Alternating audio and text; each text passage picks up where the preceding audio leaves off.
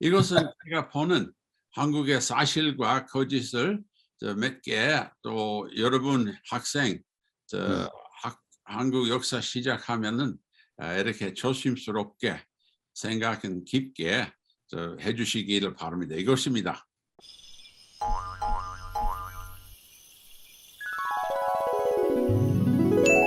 Hey, 안녕하세요. This is Mark Peterson with the Frog Outside the Well Research Center, and today I am making a video with cooperation of my good friend 신채용 박사님. 안녕하세요. 네, 안녕하세요. 교수님 반갑습니다. 교수님은 어디서 가르쳐요? 서울에 있는 국민대학교에서 교양 수업을 맡게 됐습니다. 예, 이번에 그 관계로 제가 하나를 좀 해달라고 하셨는데 네. 이것은 국민대학교 학생뿐만 아니라 한국 학생이 누구나 한국 역사를 시작하려고 공부하려고 하면은 몇 가지 주의해야 할 거 제가 준비했습니다. 감사합니다. So these are things to be aware of. 제가 이것 좀 할게요. 저기 share screen 할게요. 여러분 학생이 한국 역사를 공부하려면은 몇 가지 주의해야 할 거예요. 그러니까 어디까지나 제 생각에는 독립한 생각. 근데 사실은 학생은 독립한 생각은 안 하고 교수 원하는 거 하잖아요. 맞아요. 근데 교수를 향해서 생각하는 거 아니고 자기가 이거 사실인가? 이거 정확한가? 이렇게 생각해야 되는 거예요. 맞습니다. 또한 분석할 때는 아주 비평적인 분석을 해야 돼요. 어떤 소식이 들으든지 오늘도 제 강의한 것도 비평적으로 좀 받아주세요. 또한 정확한 자료를 좀 믿어봐야 돼요. 좋은 책, 좋은 자료. 저기 엉터리한 책이나 정확한 책이나 그 의뢰하지 마라 하는 소리죠. 그러니까 그거 맨 앞에 하고 제가 오늘 myth이라는 말은 미국 말에는 한국말로 번역하면은 신화이라는 말인데 신화 아닙니다. 네. 이것은 신화보다도 틀린 거예요. 바로 틀린 거. 틀린 개념. 그러니까 틀린 개념은 한국에 제일 좋아하는 개념이 많아요. 미안하지만 그렇게 하는데 한국에 전쟁도 많고 침략이 많이 당했다는 거. 맞아요. 제 보기에는 이거 틀립니다. 이 시대기는 그렇지만 또 임진왜란 때 그렇지만 그 외에는 몽고 시대는 하나 있었지만 그 외에는 큰 전쟁, 큰 침략이 많지는 않다고 생각해요. 물찬이 여기 있는데 물은 좀 반해요. 근데 어떤 사람은 아이고 물찬은 반밖에 없네. 어떤 사람은 물에는 아주 반 있습니다. 이렇게 각도가 다르죠. 그러니까 그렇죠. 전쟁이 많다, 혼란이 많다 이렇게 생각하면 있습니다. 근데 평화스러운 걸 본다면은 한국에도 그런 거 상당히 많다고 생각해요. 두 번째는 피해자의 정신. 20세기는 한국은 피해자입니다. 근데 20세기는 한국의 전체 역사는 아닙니다. 전체 역사 본다면은 피해자의 정신으로 역사를 본다면은 다시 말하면 불쌍한 우리나라 이렇게 생각하면은 안 된다고 제가 주장하는 거예요. 세 번째, 네 번째, 다섯 번째는 모두 일제시대에, 일제강점시대에 나오는 사고방식, 역사관, 그러니까 식민역사관이라고 하는데 그것은 길고 긴 왕조가 안 좋다 하는 거. 이거 일본 사람이 하는 말이에요. 사실은 아닙니다. 길고 긴 왕조는 좋은 거예요. 그렇죠. 네 번째는 왕조가 바꿀 때마다는 어떤 계단으로 어떤 계단 정신을 이렇게 발달했다는 것은 이것도 일본 시대의 사고방식이라고 좀 생각해요. 이것 좀 떠나서 생각해야 되는데 다섯 번째는 한국은 강한 봉건주의가 없어서 한국이라는 나라가 약한 나라다. 일본이 들어올 때는 강한 나라였어요. 한국은 조선 말에 잘못해 가지고 아주 약화됐었는데 일본 입장에는 한국은 모든 거 약하다 해요. 또 한국 사람을 모두 받아들였어요. 좀 내 우리가 약하다, 일본은 강하다 한 거예요. 그 가운데는 봉건주의 좋다 한 거예요. 저 일본 사람이. 사실은 봉건주의는 좋은 거 아닙니다. 한국에는 봉건주의는 이미 지났어. 네네. 동일신라 조선 고려 초기는 그거 지나가가지고 저기 저 중앙 현재. 정권으로 네네. 또 우수한 발전 계단 있다고 좀 생각되는 거예요. 또한 여섯 번째는 여기서 재미있는 게 또 교수님 저기 족보를 많이 사용하시죠? 네, 많이 봅니다. 근데 한국 사회에서는 많은 사람은 족보를 못 믿는다. 누구 사고 팔고 하는 거다 하잖아요. 네네. 근데 이거 틀린 생각입니다. 음. 저기 사고 팔고 하는 것은 있긴 있지만 있으면은 20세기이래요. 네네. 19세기 이전에는 거의 없어요. 네, 거의 없습니다. 역사상으로 네네. 자료가 족보는 아주 대단한 겁니다. 네네. 또한 어디 가지나 무슨 자료이든지 실록이라고 해도 뭐가 나오면은 확인해야 되는 거예요. 그렇죠. 두세 네 개의 자료를 봐서 네네. 확인해야 되는 건데 족보를 뭐 사고 팔고 했다 못 본다 하는 것은 큰 잘못입니다. 아주 신 박사님이 연구를 저기 부마 관계 왕의 사위를 연구하시는데 족보를 아주 재미있게 네. 사용하셨는데 모두 한국 사회에 한국 학계에 역사 학계에 그 인정을 좀 해야 되는 거예요. 네네. 다음에는 유교 사상 관계의 거짓. myth이라는 말은 신화보다도 거짓이라고 좀 생각됩니다. 네.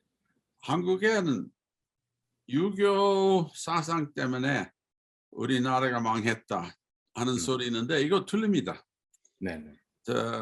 유교 사상 때문에 한국은 오래오래 갔다는 거예요. 그렇죠. 망했다는 것은 조선 말에 부정한 일이 많아서 망한 거요. 왕이 무능한 왕이고 고종 말고 세종 네네. 같은 인물이 있었으면은 완전히 다른 결과가 났었을 거예요. 이거 유교 사상 때문에 망한 것이 아니라고 생각돼요. 또한 유교는 어디까지나 북의 사회하고 관계 있는 것이라 하는 것은 틀립니다. 음. 제 보기에는 유교 사상보다도 사상은 똑같은데 네네. 유교 사회는 음. 앞뒤 두 개 있는데 앞에는 삼국시대부터 그러니까 유교 철학이 처음 한국 올 때 뭐 네네. 설총, 최치원 같은 분은 유교는 좋다 한 사람들 그때부터는 17세기 말 때까지는 유교의 하나입니다. 그 이후로 유교의 두 번째입니다. 그 이후로 17세기 이후로 한 것은 제가 오히려 중국식 유교, 그 앞부분은 한국식 유교예요. 네네. 무슨 소리냐면은 유교가 들어왔을 때 공자가 가라사대 할 때는 어디 가지나 공자는 북의 사회에 속해서 생각하는 거예요. 근데 북의 사회는 아니더라도 양편 사회에서도 유교 사상을 받아들일 수가 있는 거예요. 그러니까 한국서는 북의 사회는 아니더라도 양계 사회에서는 그 철학, 그 가르침을 좀 이용했어요. 네네. 그러니까 그때는 한국 스타일 유교, 난 그렇게 봅니다. 어. 근데 17세기 후반 이후로 유교는 중국 스타일 유교뿐만 아니라 사대주의의 유교입니다. 그때부터는 유교는 완전히 바꿔서 완전히 북의 사회 속에서 투력하는 유교를 좀 만들었는데, 난 유교는 적어도 이 두 가지라고 좀 생각해야 되는 거예요. 네. 나는 그 관계로 책 썼습니다. 네. 이 책은 표지는 조금 흐리지만 저기 유교 사회의 창출. 네. 그러니까 미국 말로 The Emergence of Confucian Society이라고. 또 사실은 이것은 북의 사회의 창출입니다. 어떤 소리냐면 17세기 말서부터 네. 사회가 변동했어요. 북의 사회로 아주 자세한 얘기인데, 북의 사회는 영어로 뭐라고 해요? Patrilineal Society라고 해요. 근데 어떤 사람은 Patriarchal Society라고 하는데 이것 좀 틀립니다. 이거 가부장제의 사회는 하고 북의 사회는 완전히 다른 거예요. 목의 사회 어디 있으면서도 목의 사회는 가부장제의 사회입니다. 여자는 상속권 목에 있어도 그 힘, 그 권능은 어디까지나 남자 손에 있는 거예요. 그러니까 이것은 틀린데, patriarchal society라고 말고 patrilineal society라고 해야 되는데, 북에 있기 전에 뭐가 있었을까요? 어떤 사람은 북에 있기 전에 목에다 한 거예요. 이거 완전히 틀립니다. 아닙니다. 왜냐하면 북의 반대는 여러 가지인데 목에는 있겠지만 한국에는 북에 있기 전에는 양계 사회가 있었다는 거예요. 이것은 틀림없는 사실인데, 어느 정도 이 사회는 평등한 사회였다고 좀 주장하는 거예요. 어떻게 평등하냐면은 정치는 안 해요. 여자는 문과 시험 보고 뭐 이런 거 안 합니다. 여자는 벼슬 가지는 것은 이거 안 합니다. 그 대신에 상속권, 가부장, 집에 어디서 결혼한지, 그러니까 시집 간지, 장가 간지 이런 것에 또한 유교 사상이라고 생각한다면은 제사법 있잖아요. 그 제사법은 17세기 말 때까지는 토력하면서 했었어요. 남녀 평등하게 했었는데, 그런데 어느 정도 평등한 사회였다고 생각한 거예요. 이것 좀 재미있는 표현인데, 여기 오른쪽에 보통 족보예요. 오른쪽에는 그 보통 족보가 부계적인 족보예요. 또 삼각형이에요. 삼각형은 위에서부터는 시죠. 그렇죠. 아래서부터 내려면은 사람 많아지는 거예요. 근데 양계 족보는 한국에 옛날에 있었는데, 그 팔고조도이라는 것은 이것도 역시 삼각형인데 아래서부터 올라가면서 이렇게 올라가는 거예요. 그 가족나무이라는 것도 하는데 이것은 우리가 사상적으로 우리 한국 사회에서는 북의 사회를 떠나서 양편 사회를 생각하신다면은 족보 사상도 바꿔야 된다고 주장합니다. 족보는 모계족에, 모계라면은 할머니, 중조 할머니, 거조 할머니 이렇게 옛날 한국에도 팔고조도라는 게 있었어요. 병등 시대에. 그러니까 이것 좀 해야 되는 것이다 생각해요. 조심해야 할 거. 이게 너무 빨리 가는 거요? 괜찮습니다. 좋습니다. 빨리 해요. 조심해야 할 것이 사이비 교수, 사이비 학자 이런 거 있어요. 한국에 특별히 우측에는 좌측은도 있긴 있어요. 그 양쪽에 다 조심해야 되는데, 근데 요새는 우측에는 이 단군 관계, 대종교 비슷하게 단군 중심으로 하는 역사가 네. 다시 보면은 다시 생각해야 된다고 좀 생각합니다. 음. 또 한 가지 잘 보이지 않은 사실, 네네. 잘 보이지 않은 사실들 어떤 거냐면은 왕조가 오래 가는 것은 좋은 거요. 네네. 아직까지 일본 시대에 오래 가는 왕조가 무능하고 부패하고 뭐 이런 소리 하는데 아닙니다. 이것은 한국의 안정한 평화로운 역사라는 것을 상징한 거예요. 맞습니다. 하지만 대단히 중요한 것이 한국에 한 1000년 동안 사람을 모집하는데 어떤 방법이냐면은 시험. 과거제도. 이거 막대한 사실이에요. 맞습니다. 여기 일본하고 비교하면은 사람을 뽑는 것은 어떻게 해요? 칼로 하는 거잖아요. 사무라이 하는 거잖아요. 그렇죠. 또 이런 다이묘하고 이런 다이묘 싸워 가지고 정권을 잡는 거 있잖아요. 네네네. 일본 사람들이 이것 좀 오히려 발발적이다, 저격적이다, 쳤다고 하는 안 좋은 겁니다. 사실은. In English, we have the famous saying, "The pen is mightier than the sword."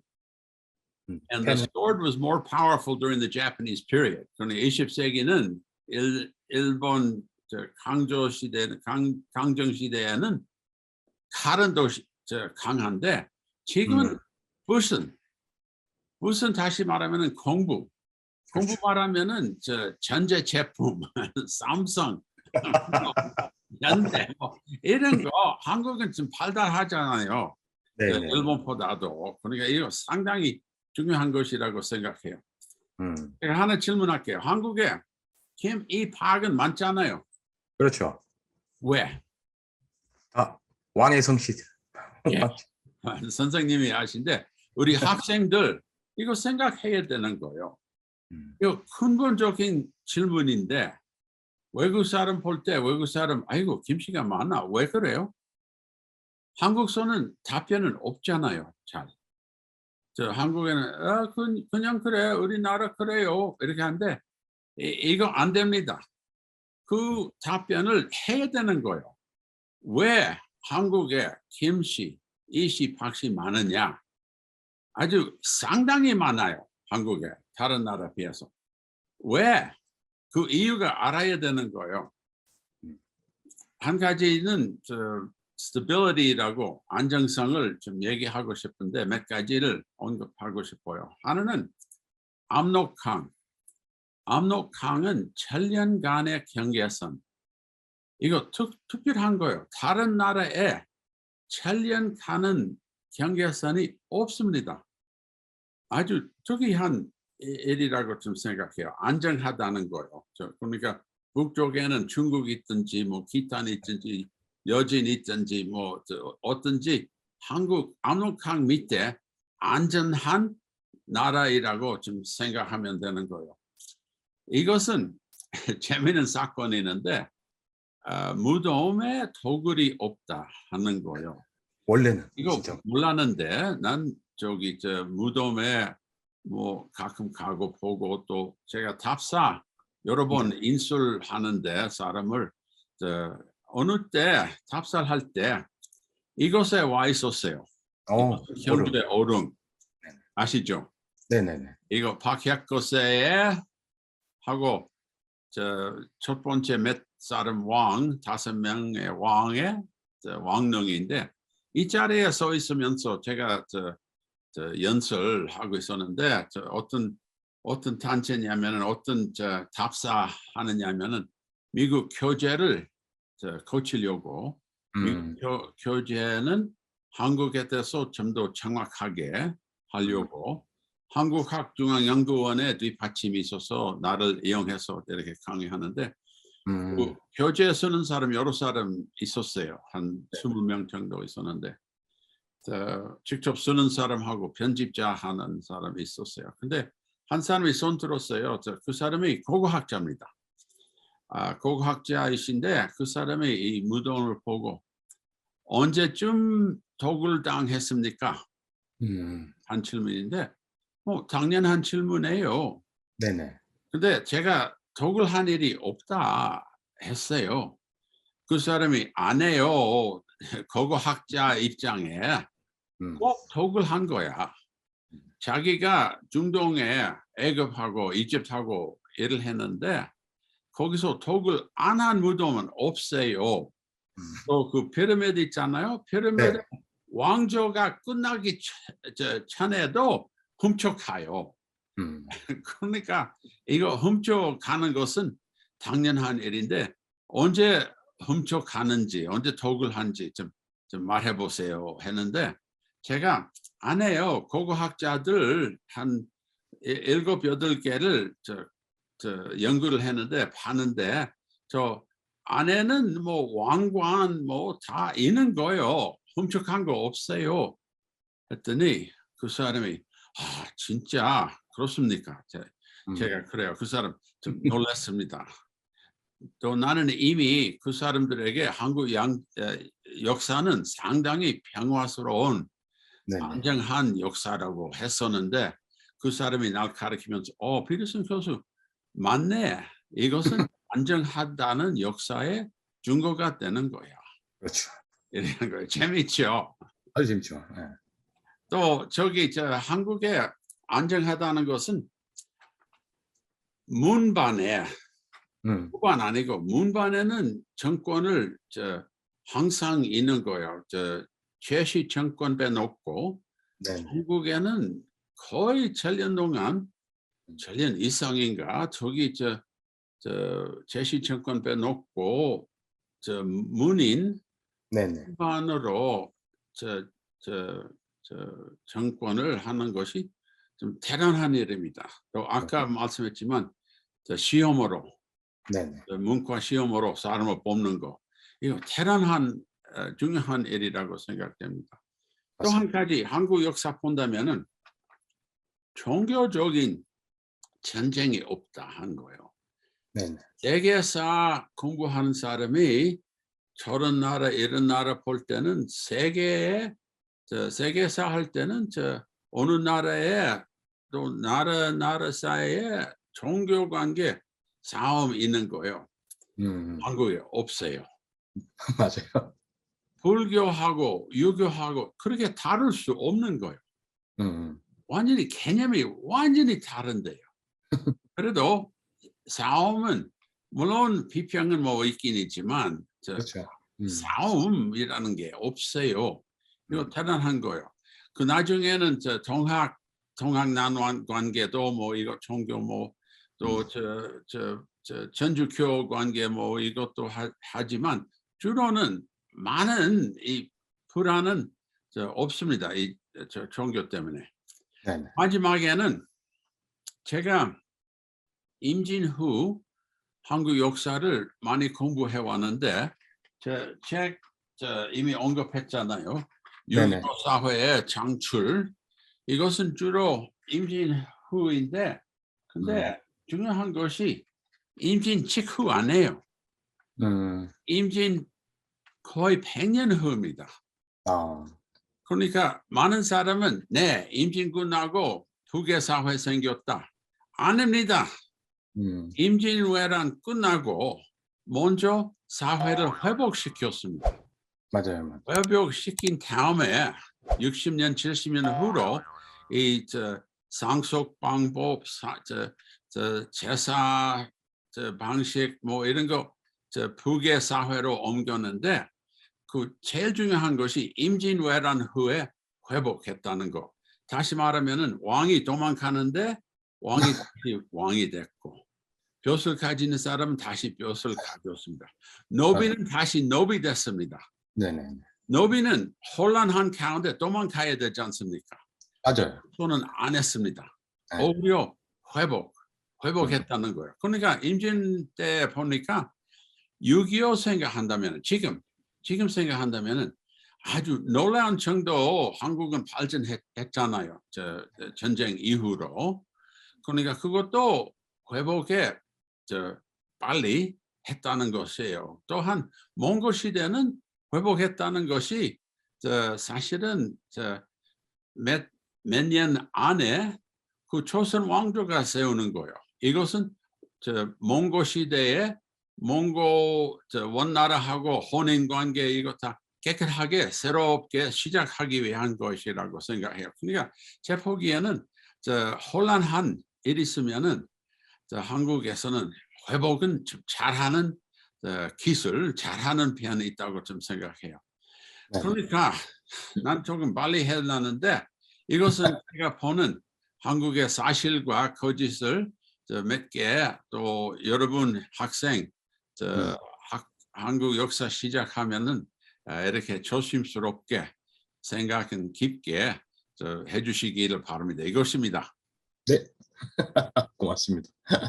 괜찮을까요? 학생들이 유리하겠습니까? 네, 괜찮을 것 같습니다. 제가 또 이제 부연 설명 좀 하면 되니까 괜찮을 것 같습니다. 오케이.